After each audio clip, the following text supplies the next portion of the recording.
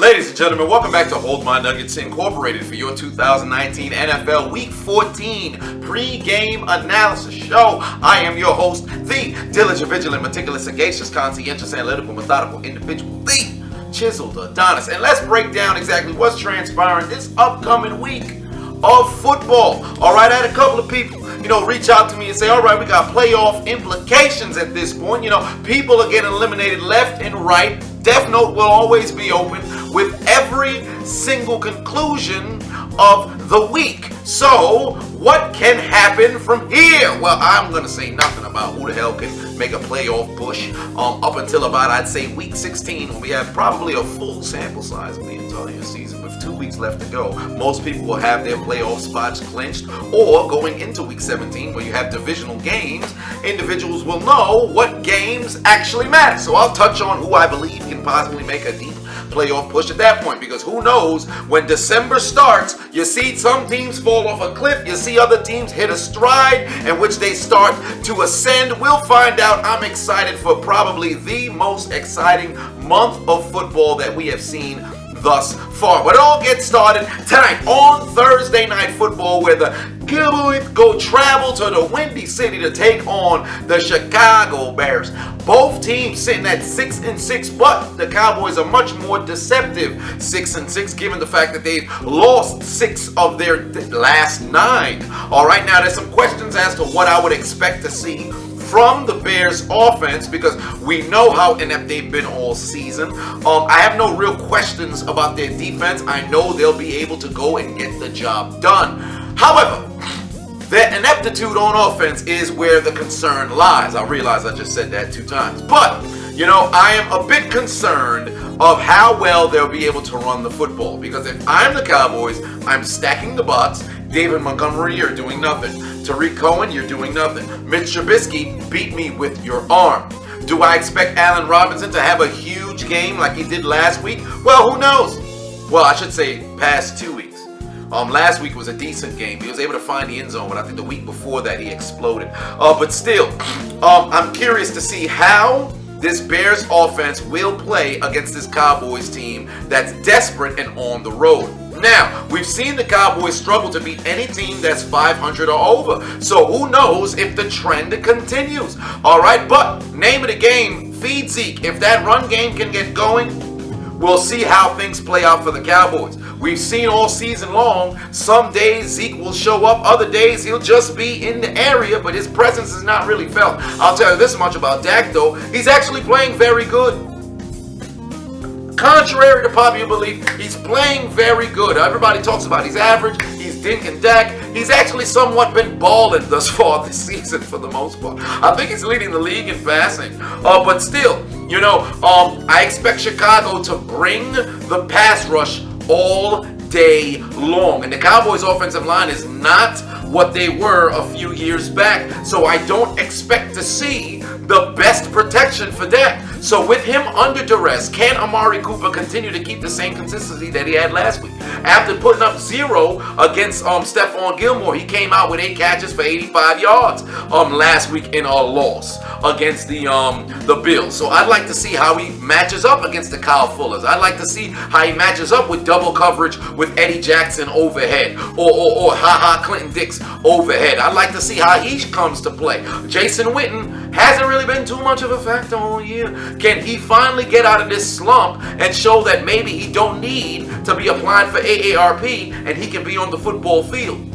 The name of this game will not be the defenses, it will be the offenses, and who the hell can get the job done. More importantly, Brett Maher missed, 2 field goals last on this past Thanksgiving. He cannot afford to miss any field goals. Dallas scored on their first and final possession and did nothing in between. They've got to be able to get going. But I'm going to choose Chicago at home. I think that defense will be able to find the end zone and turn turnovers into points. Give Mitch Trubisky a short field. I don't expect David Montgomery in the ground game to really get going that much, but I think Allen Robinson can take advantage of that secondary. I think he'll beat Byron Jones, Xavier Woods, or Awuzie, or whoever the hell's going to be covering him. I think he'll be able to get the job done. So I'm rolling with the Bears to win this game.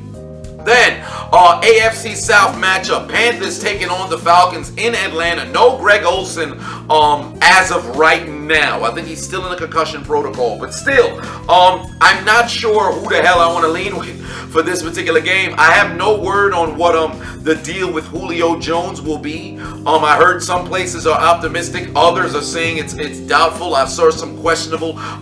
So who knows how that all play out. But from what I'm seeing right now from the last week, Carolina simply can't finish. Now not having Ron Rivera there, so who knows what the mood in the locker room will be. Will guys feel betrayed because you just fired your coach, very abruptly, didn't let him finish the season? Are guys going to come to perform for Atlanta? Which Atlanta team are we going to see? Is it going to be the Atlanta team that we saw for 3 consecutive games in the return of Matt Ryan, or the Atlanta team that simply could not finish, or I should say back-to-back games in which they got destroyed by Tampa and then destroyed by New Orleans, and they simply could not finish? So which Atlanta team's going to show up? I don't expect any Atlanta team to show up. I think Carolina's going to be able to take care of business. I think they lean on Christian McCaffrey once again. He takes care of business, and they roll to a victory. I'd like to say Atlanta at home, but being at home for them is no real sort of advantage. All right, I have no trust in their run game whatsoever. If their offensive line has to constantly protect for Matt Ryan, it's not going to happen because they don't know how to protect. If they can't put up points offensively, that defense will break. All right, they're one of those bend not break defenses, but they've been bending and freaking contorting all doggone day. They out there looking like Gabby Douglas and Simone Biles, and it's only a matter of time before they snap into a Slim Jim with no Randy Savage. I'm rolling with the damn Carolina Panthers to win this game on the road. Ravens going to the Bills, one of my games of the week. All right, this is a big time game, some playoff implication here because the Bills truly do control their destiny. If they win out, they'll mess around and be the 1 seed. All right, and they've been winning some big games, and you heard me say I now believe in Josh Allen, but damn it, I also said I believe in Lamar Jackson as well. You know what I'm going to do? Although they're going into Buffalo Wild Wings, I am rolling with the Ravens to win this game. I think it's going to be a very, very good defensive matchup, but I do think that Josh Allen will mess around and turn the football over, probably fumble once, throw an INT. I think a fumble will be returned for a touchdown. A pick will probably be returned into deep Bills territory. I think both offenses will struggle. I don't expect this to be a big-time offensive game. I think it will be mirrored of what we just saw last week against the San Francisco 49ers. I think the Bills will adopt that same sort of philosophy. But granted, there was weather defects dealing with rain in that particular game. So if there is snow, perhaps I would lean more towards the Bills than the Ravens, but really, in my opinion, I think the Ravens got this one. I expect it to be a very close game, but ultimately, like I said, I expect Josh Allen to turn the football over. Thus, those 2 turnovers being what shifted the game for him. I think the Bills will probably have more time of possession.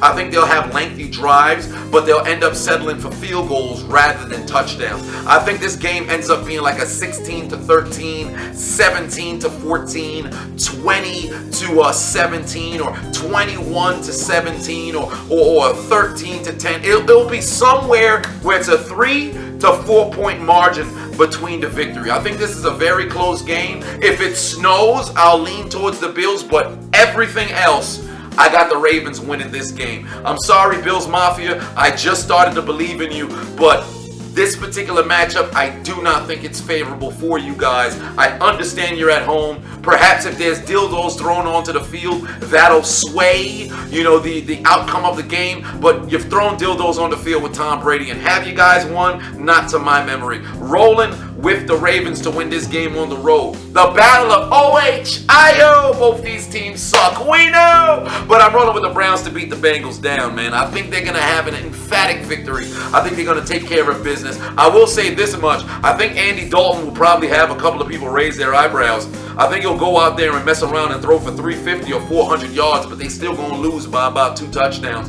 Baker Mayfield has a concern about his hand. they were talking about, well, we don't know if he's going to play or not. I don't know why the hell they did that. He said it's highly likely that he's going to play, and I expect that he's going to go out there and play. I think OBJ has over 100 yards because they've been speaking about it in the media. Hey, this is his longest stretch without having over 100 yards. He's only scored, 2 touchdowns on the year. I think he's probably going to have a 2-touchdown game. He's going to lead them in receiving. He's going to get the ball in his hand early. He's going to get the ball in his hand often. More importantly, Nick Chubb will run for over 100 yards, and Kareem Hunt will mess around and run for over 80. I think the Browns will have over 500 yards of total offense at home against Cincinnati, and more importantly, keep their playoff hopes alive at a 6-7. It's doubtful that they'll get in, but they won't allow themselves to be written down the death note for this particular game. For the Bengals offensively, like I said, I think Andy Dalton will have a virtuoso performance, but it just will not be enough for them to get the W.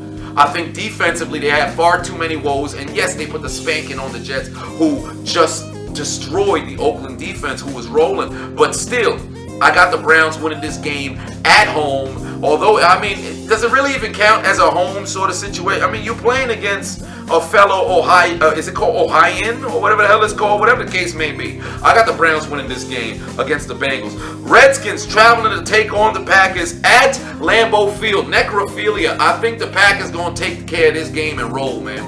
I think they're going to take care of this game and roll. All right, Aaron Rodgers has thrown 4 TDs and 0 INTs in 4 games against the Redskins, including the playoffs. He never seems to struggle. I don't expect him to begin now. I think the run game gets going for them on the ground, and Aaron Rodgers doesn't have to throw for 300-plus yards. I think he'll mess around and have 2 or 3 TDs on 200 and maybe 31 passing yardage. He'll probably mess around and have like a 114, between a 114 and a 137 passer rating. He's going to be extremely efficient. I think maybe like a 17 for 20 or 17 for 21. But on the ground, they run for over 160 yards. I don't expect to see Darius Geist and Adrian Peterson have the same sort of performance they just had against the Carolina Panthers, for where they combined for over 200 yards and nearly both ran for 100 yards apiece. AP was only 1 yard short. I don't expect to see that happening. On top of that, given the weather in Lambeau, I don't think it's projected to snow, but still, that being extremely cold and the damn Redskins being an East Coast team going all the way to Wisconsin, which is pretty much in like the Midwest, isn't it? It's like the middle sort of area. What would you consider Wisconsin? Is it? No, it's not Midwest. It'd be just, well, it is. It's towards the top, right? Towards the, whatever the hell the location is called. It's like, isn't it above Kansas, or is Dakota over Kansas? Where is Wisconsin? Is over what? Is it Michigan? Is it over Michigan? Am I wildin'?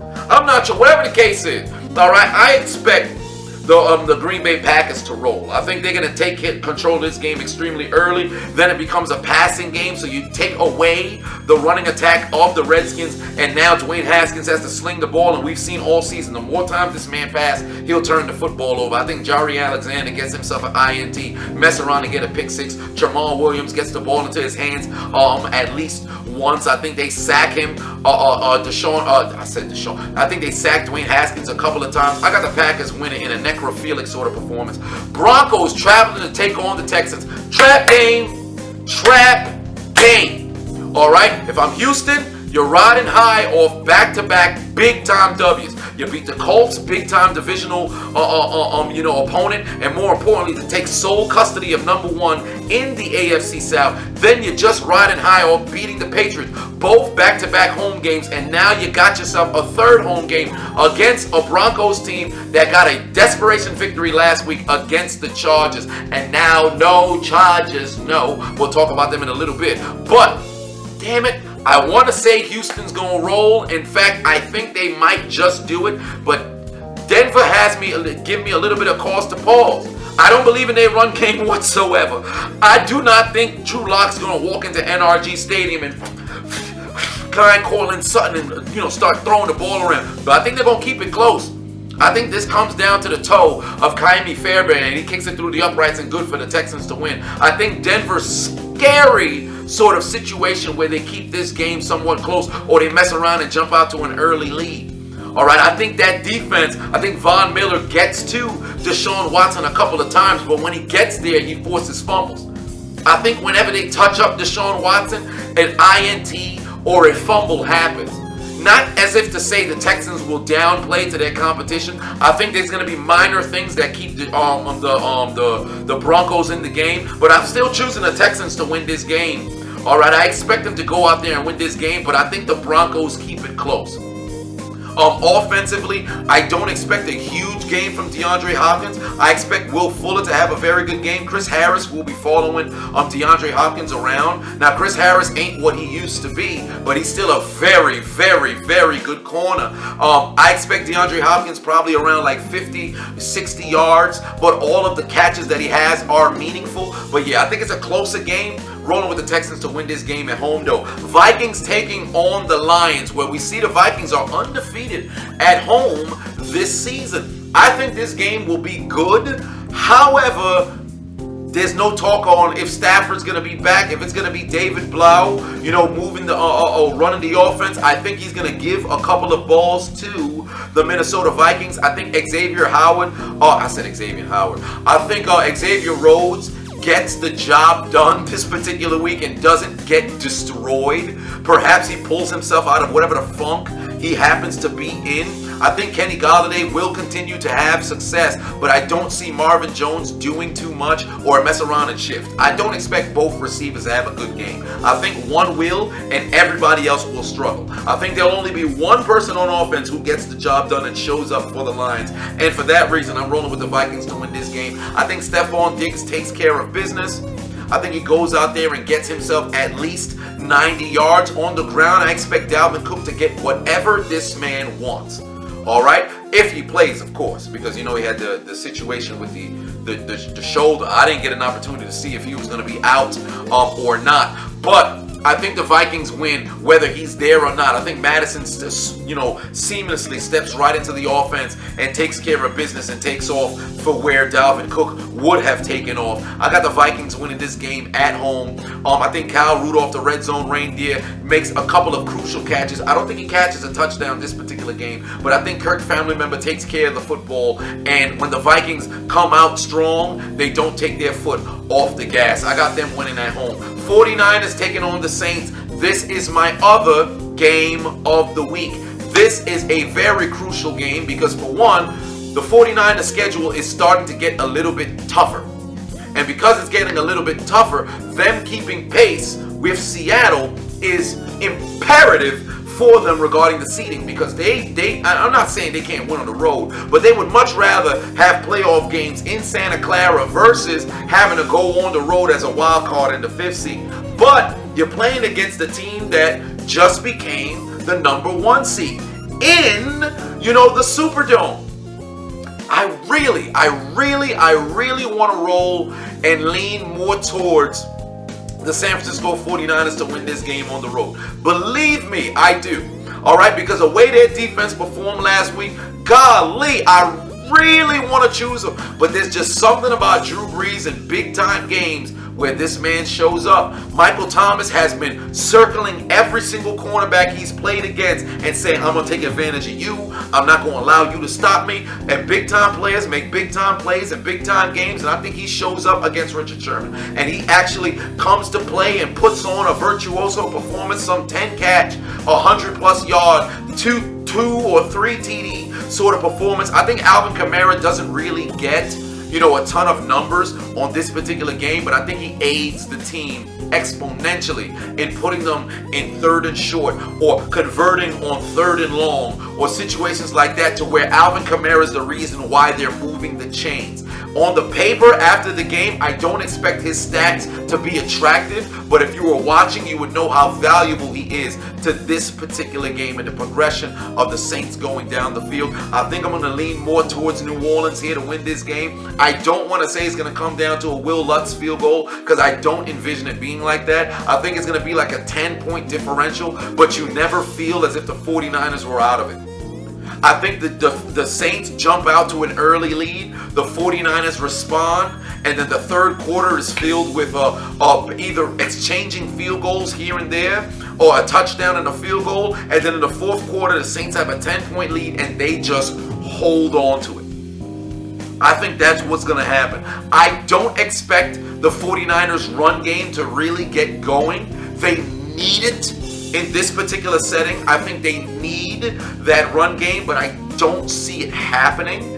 So I think Jimmy G probably connects with his receivers here and there and puts them in, favorable, auspicious, situations in which they can get into the end zone. But I think I'm going to roll with the Saints to win this game a 30-20, 34-24, a 42-32. I think it's a 10-point spread. I'm rolling with the Saints to win this game. I think the 49ers will still, as I said, you're not going to feel like they were completely out of this game. I just think they're going to come up short. I got the Saints winning. I could be wrong, but I doubt it. Dolphins taking on the Jets. The last time we saw this matchup, we saw the Dolphins walk in to home and take care of business against the Jets. More importantly, the Dolphins have beat the Jets 4 consecutive times. The Jets playing at home, not that means anything. I think the offense of the Dolphins does get stifled, and they don't put on the same performance that they had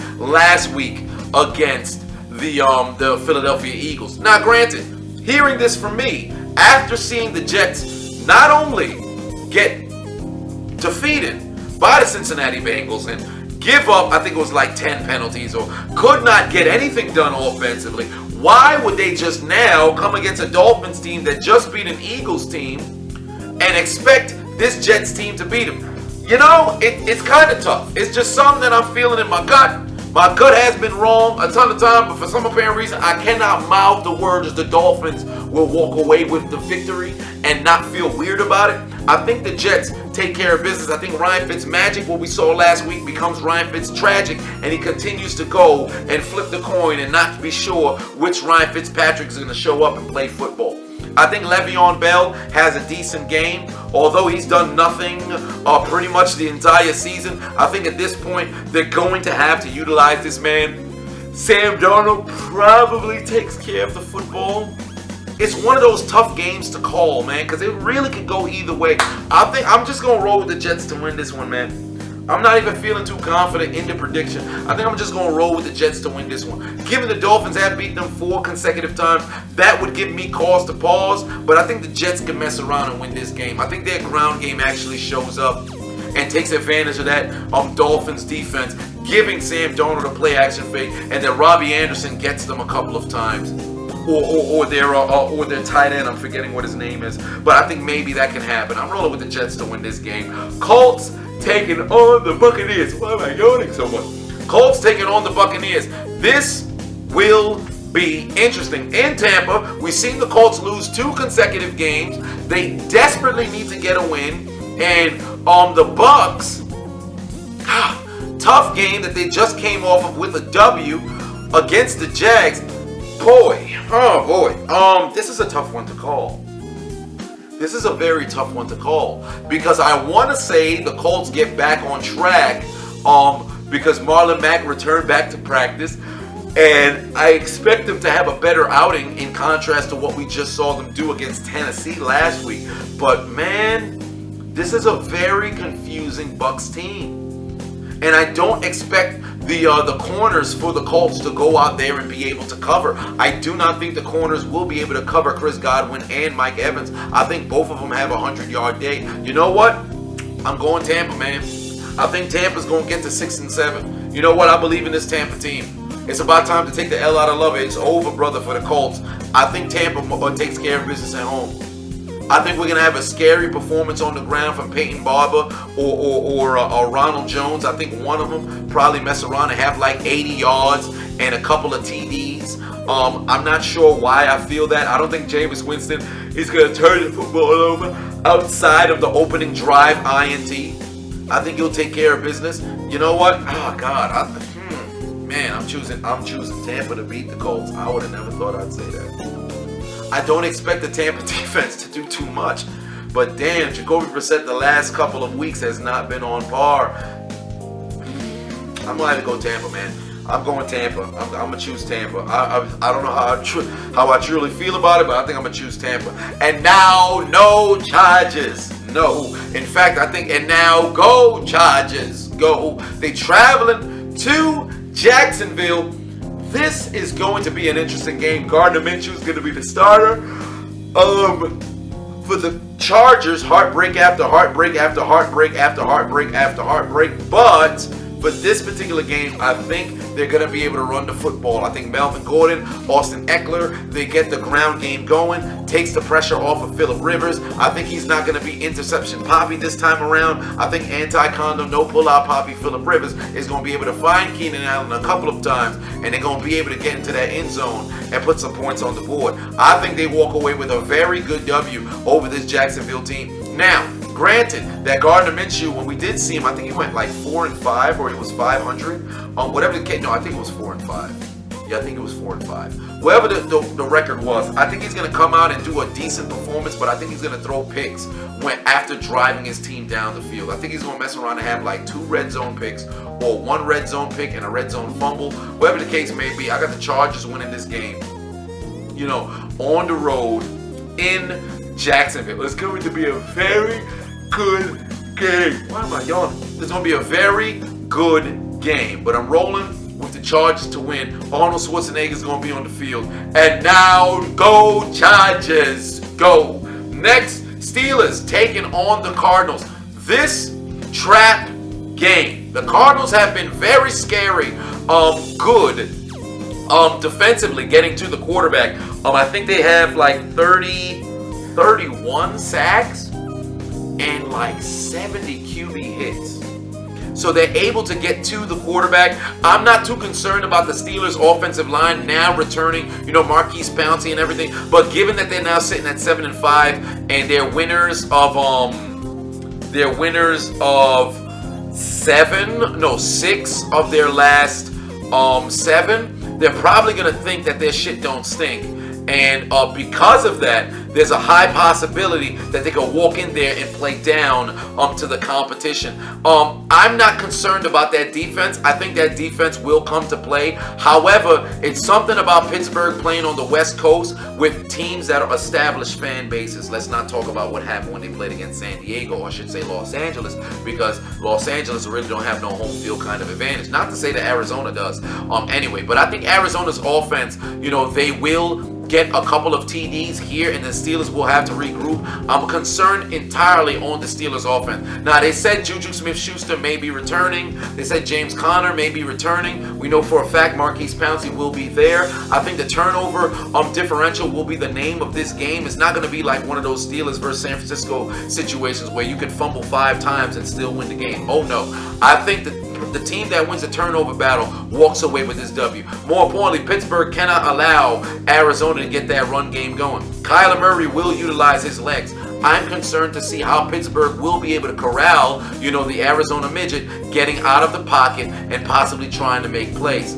I'm still going to choose the Steelers to win this game, but I think Arizona's going to make it extremely interesting. It's going to come down to the toe of Chris Boswell to walk into Arizona Stadium and walk out with a W.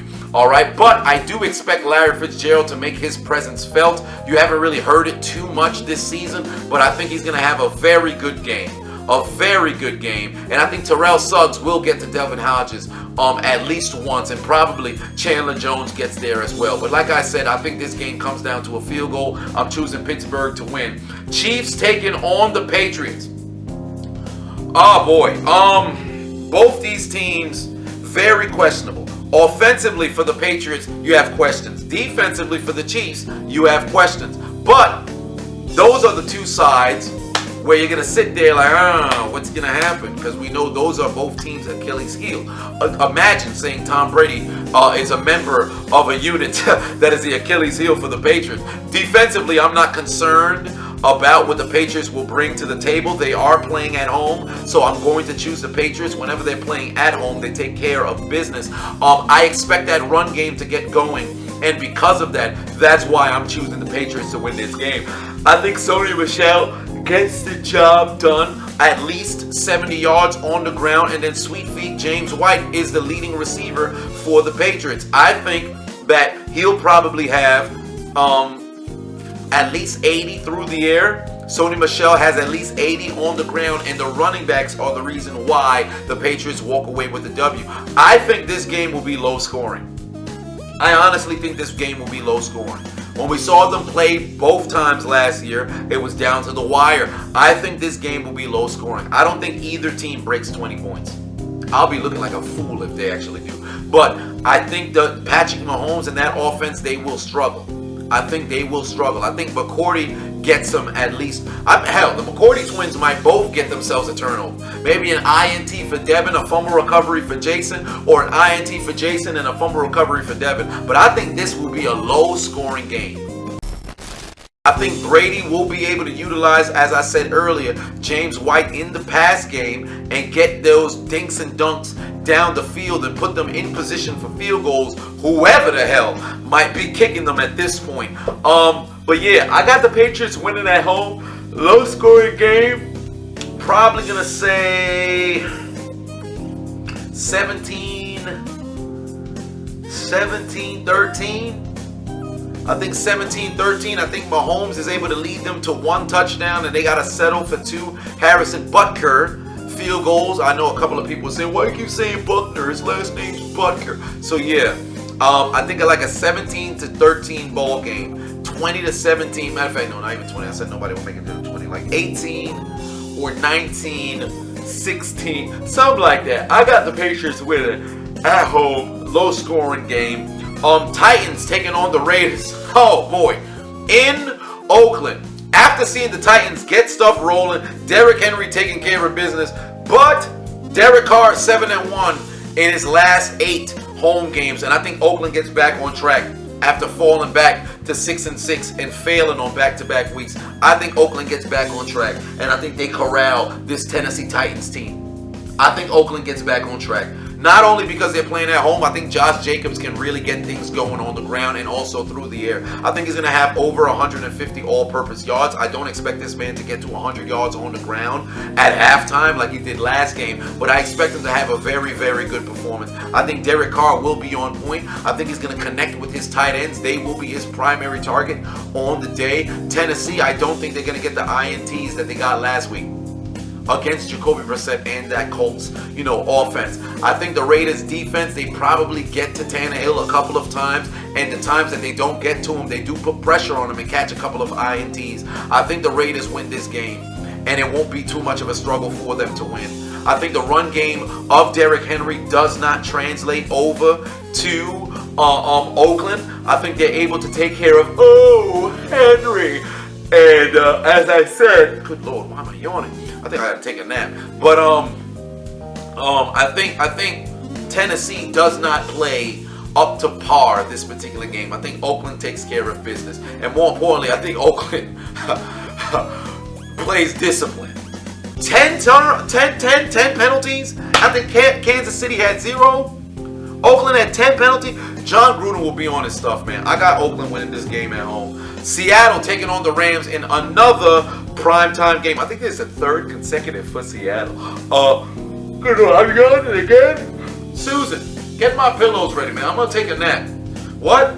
You're not working today. Do what I said, Susan. Do what I said. Now, Susan may or may not be real. This may be a figment of my imagination. Am I schizophrenic? Find out on the next episode of Dragon Ball Z. Seattle taking on this Rams team. Seattle 7-1 versus NFC teams this season. This is a very tough game for the Rams because they desperately need this win. They're playing at home, but I'll tell you this much. I think Russell Wilson walks in and takes care of business, man. I think he walks in and takes care of business. I do not see the run game getting going for the Seahawks. For the Rams. I think the Seahawks run game does get going. I think Rashad Penny and Chris Carson combined for at least 160 yards. I think Tyler Lockett is able to find the end zone after, boycotting it for a couple of weeks now. So, I think he's going to be able to get that going. I think Russell Wilson connects with at least maybe 7 or 8 different receivers. And Jacob Hollister will be the name of the game offensively. I think he'll probably get like 2 TDs himself. And Russell Wilson's able to find him in very odd, precarious sort of situations. Offensively for the Rams, that's where my concern is. I want to know if that offensive line can protect him. I do not think that's going to be the case.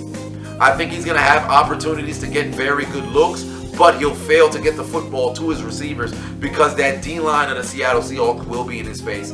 I think I'm going to roll with Seattle to win on the road, and the Rams go down to 7-6. And last but not least, the Giants taking on the Eagles, in which we see Eli Manning return back to the lineup. This is going to be fun, but not so fun for the Giants. I got the Eagles winning this game. They've won 9 of their last 10 against the Giants. Regardless of Saquon Barkley most likely running over 100 yards on this particular game, I think Eli's going to throw a couple of picks. I think he's going to come out, throw maybe 3 TDs through the first 3 quarters, and then the fourth quarter will just be utterly atrocious. I think the Eagles mess around and come back from behind. I think they're going to be down like 24-14 going into, the fourth quarter, and then they score 3 consecutive TDs and mess around and win, a 31 or a 35 to 24. I think they get a pick 6. I think they get a fumble recovery for a TD, one or the other defensive TDs. They might mess around and even get a safety, special teams return for a TD. I think all 3 aspects of the Philadelphia Eagles will show up in the fourth quarter and put points on the board. In the second half and put points on the board. I do not trust this Giants offensive line. More importantly, I do not trust Eli Manning holding on to the football, trying to make a play. I think he'll look very good through 2.5 quarters. I just changed it. Through 2.5 quarters, not 3, but 2.5 quarters, and then for the final 20 minutes, 22 minutes, he's going to be looking like vintage Eli Manning and turn the doggone football over. So those are my picks. I'm going to go backwards. I got the Eagles, the Seahawks, the Raiders, the Patriots, the Steelers, the Chargers, Buccaneers, Jets, Saints, Vikings, Texans, Packers, Browns, Bills, Panthers, and Bears. I think all of these teams will be able to walk away with the W in your 2019 NFL Week 14 games. Let me know what your predictions is, all right, of this game, or what your prediction of this upcoming week is. But I have been the host of this particular episode, I don't know why I said this particular episode, like I'm not the damn host every single time, but the diligent, vigilant, meticulous, sagacious, conscientious, analytical, methodical individual, the Chiseled Adonis. And I'm about to go and take myself a nap. I don't know why the hell I'm yawning so much. I gotta go live later tonight.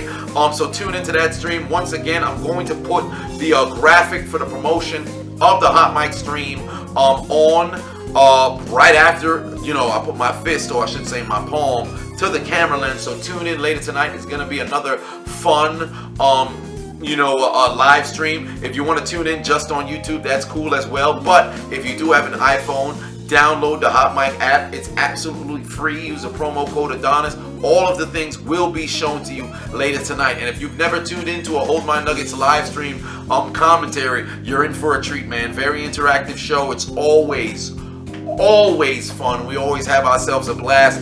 I got the chat room for Hot Mic open. I got the live Twitter feed rolling, and I got the YouTube chat room going as well. So come through, hang out with your boy. We can just chat it up. I always answer whatever questions. We spent like 2 hours talking about, what player should be in the Hall of Fame. And this was pretty much, it was supposed to be game commentary. It ended up being about who the hell should be going to the Hall of Fame. So who knows what the topic will be later tonight, what else we'll be talking about. But come by and tune in. But until then, I'll go and see you. Time to go catch these Z's without any NyQuil.